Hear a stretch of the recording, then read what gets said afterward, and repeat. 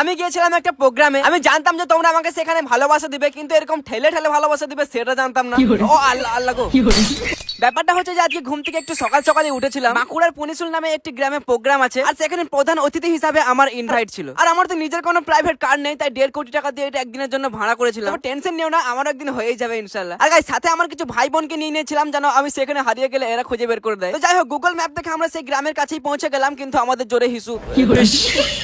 হ্যাঁ, ওই কাজটা কমপ্লিট করে আমাদের গাড়ি আবার স্টার্ট দিয়ে দিলাম। আর গাইস আমি ছিলাম অনেক অনেক এক্সাইটেড, আর ফাইনালি সেই জায়গায় পৌঁছাতে তো আমি পুরো নার্ভাস হয়ে গেলাম। ও মাই গড, আমি যেগুলো স্বপ্ন দেখতাম সেগুলো আমার সামনে ঘটছে। মানে এই ছোট্ট ছেলেটাকে দেখার জন্য এত মানুষ পাগল। আরে আলামিন, তুই তো সিস্টেম হ্যাং করে দিয়েছিস।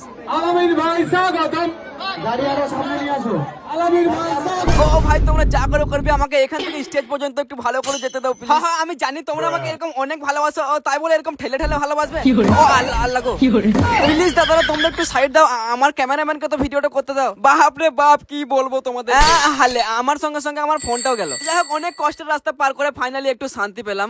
আমার ভাই, তোমার ভাই আলামিন ভাই। হ্যাঁ ঠিক আছে ঠিক আছে, হালকা করে হাতে মাইক নিয়ে ঝেড়ে দিলাম। বাপরে, স্টেজ ফুটো করে কিছু ফ্যান ফলোয়ার হাজির। থ্যাংক ইউ সো মাচ ভাই লোক, থ্যাংক ইউ থ্যাংক ইউ। আবে হাতটা তোমরা ছাড়ো এবার।